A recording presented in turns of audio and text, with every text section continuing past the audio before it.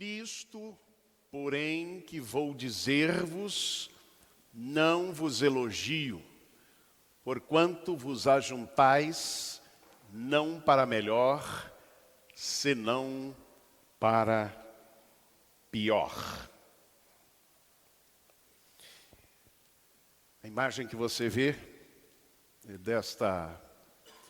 de 2 semanas atrás, uma comissão que se reúne para fazer algumas perguntas e que termina em bagunça, em agressões, etc. O que é uma igreja? Esta é a pergunta que a gente faz. Você faz parte de uma igreja de Jesus Cristo? Por quê? E para quê? Nós sabemos que, ou temos pensado que a função da igreja é adorar a Deus. E a missão da igreja é fazer discípulos. Mas, na prática, na sua vida, no seu dia a dia, por que e para que você faz parte de uma igreja? Ali a gente tem uma imagem que representa o sentido real do que é a igreja. São pessoas diversas, diversas talvez etnias, diversas condições sociais. A palavra que traduz, ou que é traduzida em nossas Bíblias por igreja, é esta palavra, eclesia, que ela tem um significado muito interessante. Ela é formada por uma preposição ek, que significa para fora de. E a segunda parte, que é o verbo kaleo, que significa chamar. Então, são aqueles que são chamados para fora de. Lá no mundo grego, nos primeiros séculos, a eclesia era uma reunião de cidadãos que eram chamados para fora de suas casas, para um lugar público onde eles tinham, então, os objetivos de deliberar sobre a cidade, sobre política, sobre a polis, a vida na cidade. Assim ficou sempre sendo a ideia de assembleia do povo reunida em um lugar público com o fim de deliberar. Isso no mundo grego, mundo helenista. Mas no mundo do Novo Testamento, a eclesia, ela começou a significar este ajuntamento daqueles que são chamados de dentro do mundo para fora do mundo, não é? Esse é o sentido, e que se congregam com o objetivo de, sobretudo, adorar a Deus e partilhar da sua palavra. Este é o sentido, portanto, de igreja. Mas, ao tratar da celebração da ceia do Senhor, me parece que Paulo tratou deste tema sobre o qual coloquei essa pergunta. Por quê? Para quê?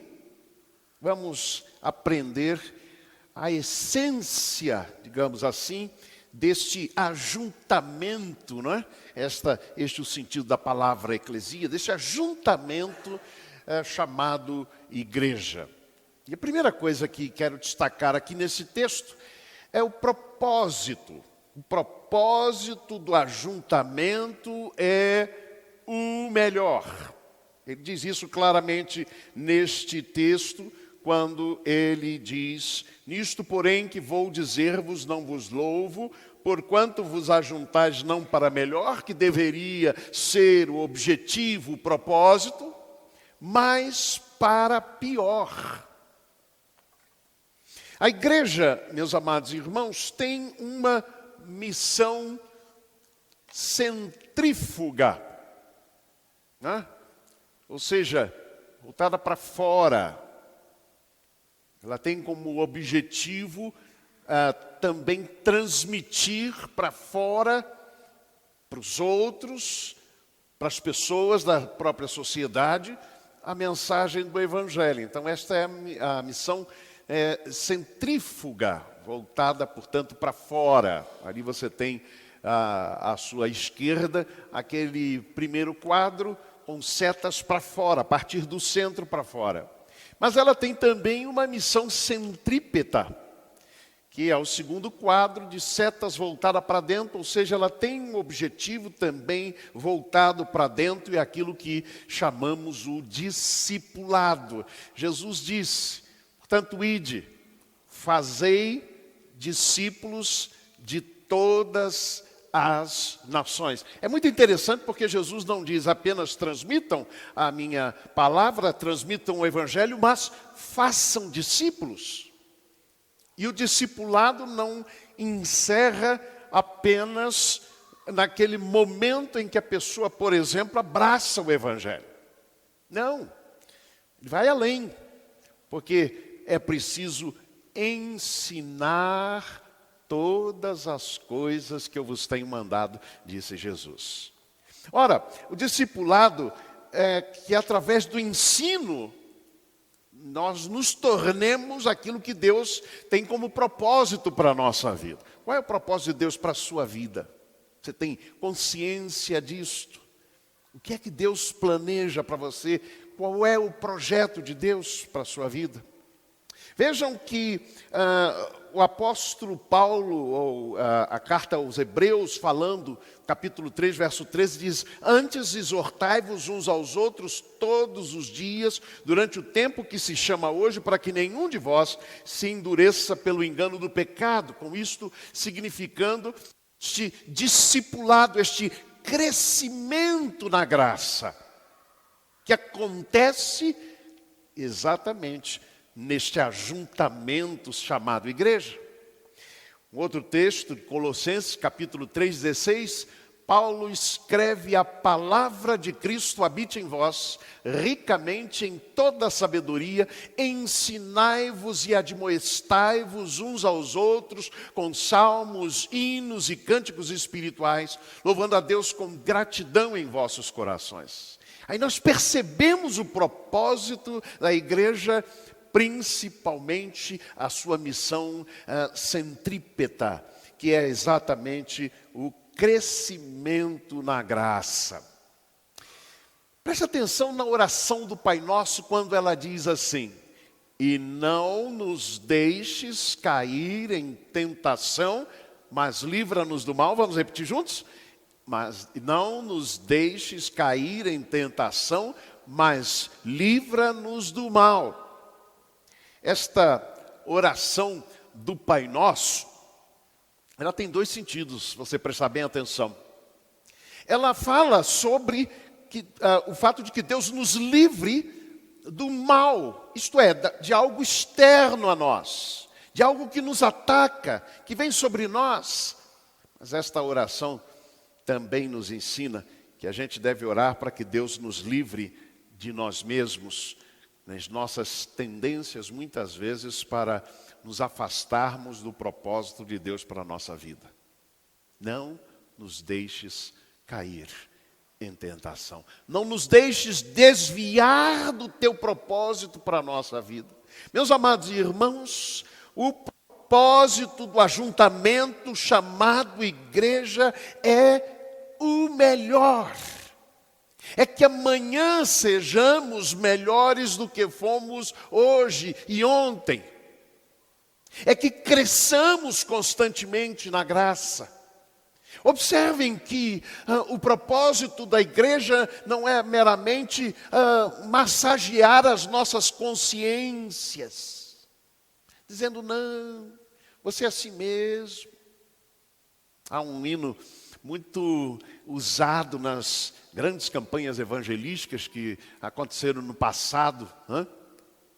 E este hino dizia assim: eu venho como estou, eu venho como estou. E talvez na mente de muitos tenha ficado a ideia de que você vem como está para a igreja e permanece como está.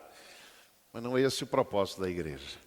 A igreja existe para que nós sejamos amanhã melhores do que fomos ontem.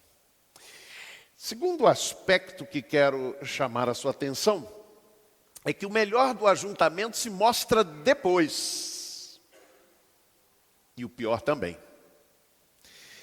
Vejam que a ceia do Senhor, como era celebrada naqueles tempos, ela era seguida de uma grande refeição, de um grande momento de confraternização chamado ágape. A expressão traduzida por amor. E estes ágapes, estas refeições do amor, é delas que Paulo fala aqui nesse texto. Então, quando ele diz claramente, nisto, porém, que vou dizer-vos, não vos elogio, porquanto vos ajuntais não para melhor, mas para pior, ele começa a descrever o que estava acontecendo. É que ricos comiam muito nessas refeições, levavam cada um o seu farnel, a sua comida, a sua refeição, e apesar de estarem ali juntos, os ricos comiam muito e os pobres não comiam tanto.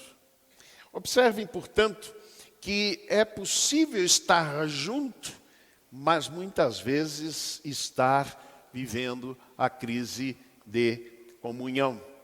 Há uma expressão que, não sei se dá para você ler muito bem, mas Matthew Henry, comentarista sobre este texto especificamente, ele diz assim: note que as ordenanças de Cristo, se não nos fazem melhores, tenderão a fazer-nos piores cristãos. Se elas não fazem bem às nossas almas, certamente nos causam danos. Se não comovem e corrigem, então nos endurecerão. As inclinações corruptas serão fortalecidas em nós, se os meios adequados não operarem a cura delas. Aquela reunião existia para que eles fossem melhores, inclusive no relacionamento entre eles, mas o que estava acontecendo era exatamente o contrário, exatamente o oposto. Matthew Henry continua que Paulo lhes fala que quando se ajuntam, há divisões, cismas, xismata, expressão grega traduzida aqui por estas divisões. Em vez de se reunirem unanimemente para celebrar a ceia, a ordenança, eles caíam em disputas uns com os outros. E aí então, Matthew Henry faz um destaque muito importante. Observem, note que pode haver cismas onde não há separação de comunhão. As pessoas podem reunir-se na mesma igreja, sentar-se à mesma mesa do Senhor e ainda assim estarem divididas.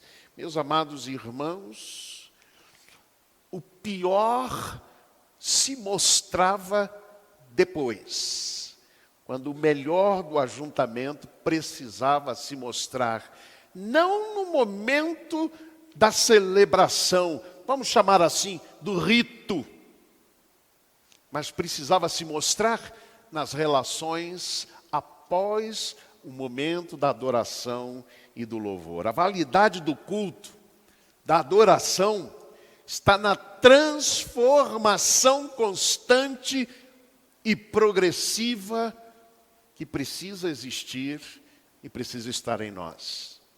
O que eu quero dizer é que o culto precisa gerar em nós este anseio de nos tornarmos melhores, gente melhor, e que Ele precisa efetivamente fazer isso em nós.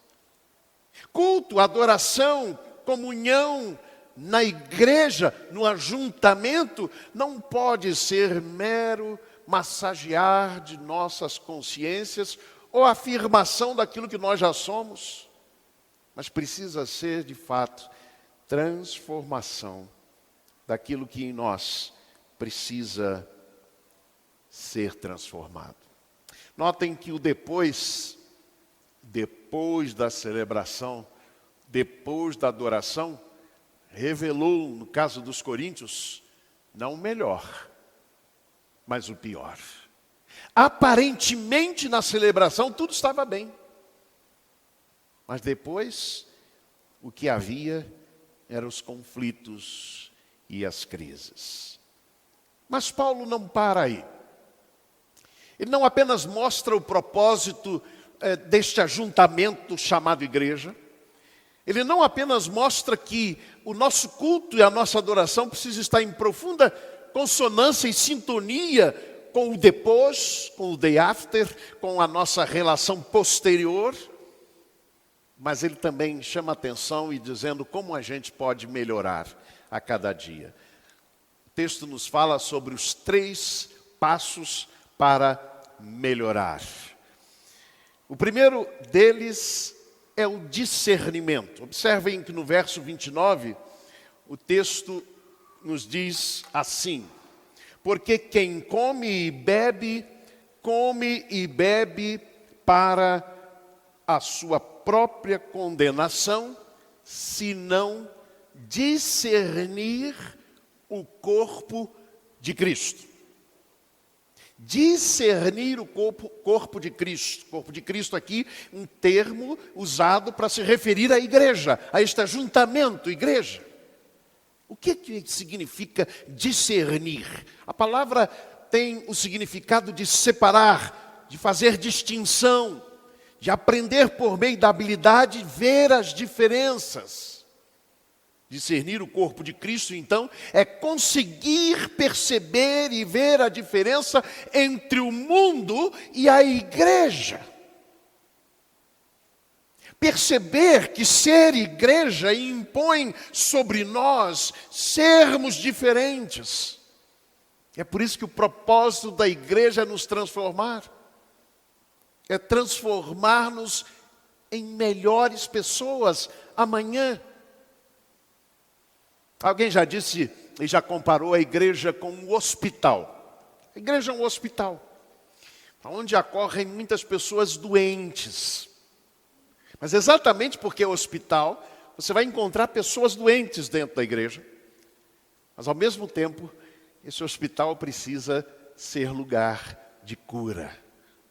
As pessoas precisam ser curadas, né? E lembrando mais uma vez a oração do Pai Nosso. Curadas de si mesmas. Livra-nos do mal e não nos deixes cair em tentação.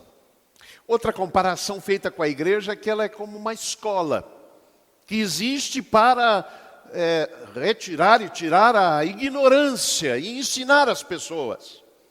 Então, ao mesmo tempo em que há pessoas que precisam aprender, a escola precisa ensinar. A igreja existe para isso. Discernimento é entender que o corpo de Cristo, que é a igreja, é diferente do mundo. E isso exige de nós transformação. O segundo aspecto de que nos fala Paulo, o segundo passo para melhorar, é este: autoexame. Observem, irmãos, neste verso de número 28. Examine-se, pois, o homem a si mesmo, e assim coma do pão e beba do cálice. Eu gosto muito de uma expressão em Gênesis 2,18. Depois de da criação, os 6 dias da criação, no qual cada dia após criar, Deus dizia, olhando a obra criada, e viu Deus que era bom, muito bom. No 7º dia é dito, ele olha toda a sua criação. Mas em Gênesis 2,18, o próprio Deus vê o ser humano solitário. E a Bíblia diz assim que Deus diz, não é bom que o ser humano esteja só. Eu interpreto isto de uma forma muito profunda, que Deus olha para aquilo que Ele mesmo criara. E de certo modo, o próprio Deus diz, eu posso melhorar aquilo que eu criei. Não é bom que o ser humano esteja só. Far-lhe-ei uma companheira que seja como que igual diante dele. Irmãos, O autoexame é que nos ajuda muitas vezes a avançar e a melhorar, a crescer na graça. Este autoexame de que Paulo fala aqui no texto. Ele não nos manda, ou não manda os irmãos da igreja de Corinto olharem para os outros e examinarem os erros dos outros. Ele diz: examine-se, pois, o ser humano a si mesmo. Não é só os homens, mulheres também. Examine a si mesmo e assim coma do pão e beba do cálice. Tome tempo para examinar a sua própria caminhada cristã. Lembre-se que o propósito da igreja é que você seja melhor, que você cresça na graça. Por isso não se conforme com aquilo que você já é. E por favor não diga: eu sou a si mesmo. Não. O que nos persegue e o que deve impulsionar a nossa caminhada cristã é aquilo que Deus deseja que sejamos. Ele deseja que nós sejamos a imagem e semelhança de Cristo Jesus. Autoexame é o segundo passo. E o terceiro, mutualidade. Paulo diz isso no verso 33. Portanto, meus irmãos, quando vos ajuntais para comer, esperai uns pelos outros. Esperai uns pelos outros. Era isso que estava faltando ali naquele corpo, naquela igreja. É que reunidos para celebrar a ceia do Senhor, mas o posterior se apresentava em dissensões e facções e divisões, é que eles tomassem essa postura de entenderem que igreja vive e caminha na mutualidade, uns aos outros, suportando-vos uns aos outros, ajudando-vos uns aos outros, perdoando-vos uns aos outros. Há 29 mandamentos de mutualidade em todo o Novo Testamento. São mandamentos que dizem para nós que quando estamos em igreja nós não estamos sós, nós não estamos solitários, nós não vivemos uma vida solitária, mas nós somos chamados a viver num corpo, o corpo de Cristo Jesus.